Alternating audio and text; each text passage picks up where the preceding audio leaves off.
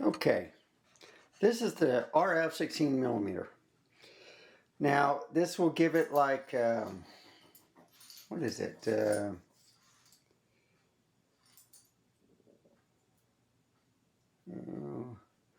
A 27, okay, millimeter at f2.8. Anyway, let me look at the settings. Yeah. All right. So I don't believe there's a record limit on here, but it might overheat at 4K 30. Okay, that's just to let you know. It is 68 degrees in this room, and this is the warmest one in the house. Okay, so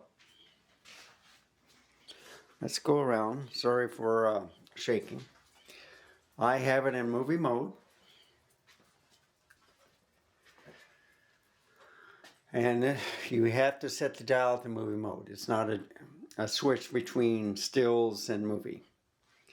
But as you can see, I'm panning back and forth. So I really like this 16 millimeter lens, okay? Nikon needs to get something like this too. They have an 18s, as low as they got. They do have a 12 to 28 zoom, but they need a prime, okay? So if I go in here, even when it's dark, it's okay, but it's not the best, all right? I'm just going around. I have a JJC lens hood. I ordered me 2 new lenses, thanks to Peter Gregg.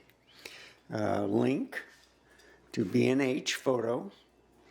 Had the 50 to 250, or it might be the 210. I don't know. I think it's 50 to 210 for Canon. And the other one is the RF 10 to 18, which is much smaller than the EFS class.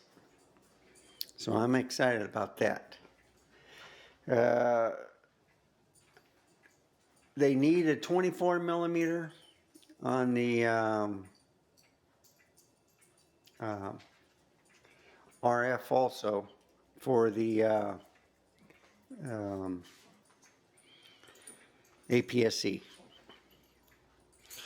I use the RF 24 millimeter, which is a full frame. That's a 2.8. But as you can see, I'm just scrolling around. Again, one last shot with the R10. So this is the R10 closing.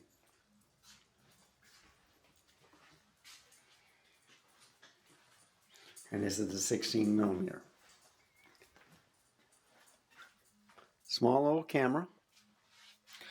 Now I'm going to see if it's on stabilization.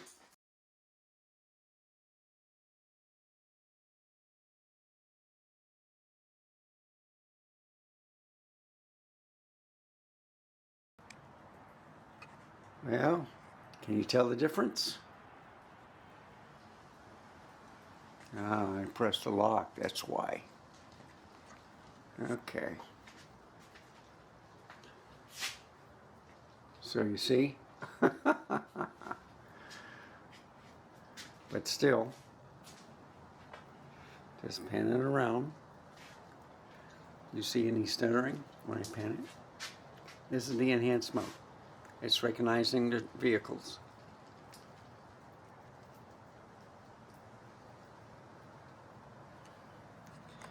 So anyway, I'll end this part on this camera. It performed excellently for $1,000. Yeah, it's a good camera. Small, portable. You have the right lenses, and you can go to town. Take pictures of the family. If you're in a crunch, it might be a backup. I wouldn't recommend it. My Z30's all done. with the kit lens. This is how I do it. I got a lot of adapters. I can charge stuff all over the house. And this is my bag right here. There you go. So like I showed the this right here is a 27mm TT Artisans APS-C lens. It's a 2.8. I got the kit lens for the Z30 and the ZFC, and I'll finish up with that. I have the 24mm f1.7. That's the best lens for APS-C. I got the 12 to 28, the 18 to 140, and then of course the 50 to 250. So they need a 16mm. I was looking at the what was it, 23mm, which is a 35 on APS-C, but that's F mount. So I'm trying to make it all Z mount. On Canon, unfortunately, they didn't have APS-C lens, so I bought the 10 to 18, which I just ordered for the RF. I bought the 16mm, which is on this lens, so that will stay on this camera. But the only other one, see, there's the 10 to 18, is a 24mm.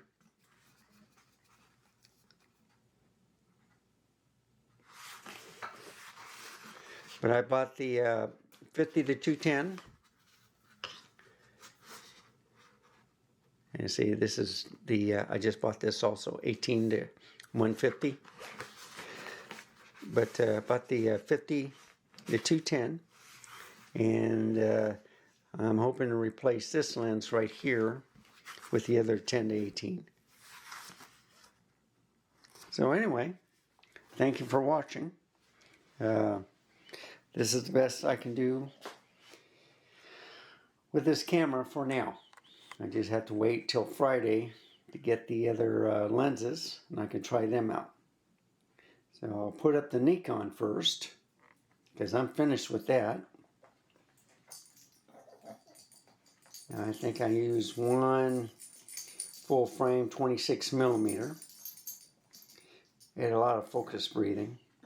And then I had, I didn't try the 28 or 40. So in this case, this is what I used for the, when I got the Trio from Sony. I got the 16mm f1.4 from Sigma, the 30 and the 56mm. Well, I got those in the cases right now for the Sony. So I got the two lens hood. Here's the 26mm, 28mm, 40mm. And this is usually for the retro. Okay? So I've been using either for the ZFC or the ZF. Nice little gear. So anyway, thank you for watching. Remember, stay safe. Keep smiling until next time. I shall see you then. Goodbye, folks. Okay, an update. So after taking the pictures, I got the new lens, the RF 1018 and the 55 to 210. The R10 is excellent on video. Whatever mode you put it in, it's excellent. It's just that when you come to stills, with the focusing is where the problem is. And I'll have to change the autofocus or whatever. What works with the video does not work with the stills. So that's a learning thing for me. But what I gather is it's a good little camera. It has some faults, especially when I was taking stills. It looked like it was in focus. You hit it, and I guess a shake or something, and then the image became blurry. Either that or it was refocusing, focus breathe. I didn't see any focus breathing. I thought it was good, and then I started taking a picture, and then uh, just about half of them weren't that good. So that's unfortunate, but just want to finish this update on that. Uh, this right here is the Panasonic S5 II. And if I go to this camera, this is a ZF. So Panasonic has a 50 millimeter. This is a 40 millimeter. I like the colors better on the Nikon. I got a LUT on the Panasonic, so I'm a little bit wider. It's kind of like, I don't know, what was it? Whitewashed, where it's more of a, uh, LUTs are like that. You just have to color grade it later. And I did only bare minimum. So I'll end it right here on the ZF. I just want to say that the R10 is a good camera. I think the Z30 performed much better, but I'm used to Nikon, all right, with the settings and everything. I like the settings in the R10, but on the focusing, I'm just going to have to do something better. And what I've noticed also, uh, I think I like the Z30 better on the focusing. Believe it or not, I think it's better than the Canon when I was working with it. So if I'll try again with the R10 on the stills, and I'm going to change the autofocusing, and I'll have another video for that part. But thank you for watching. Um, remember, stay safe, keep smiling. Until next time, I shall see you then. Goodbye, folks. Have a wonderful day.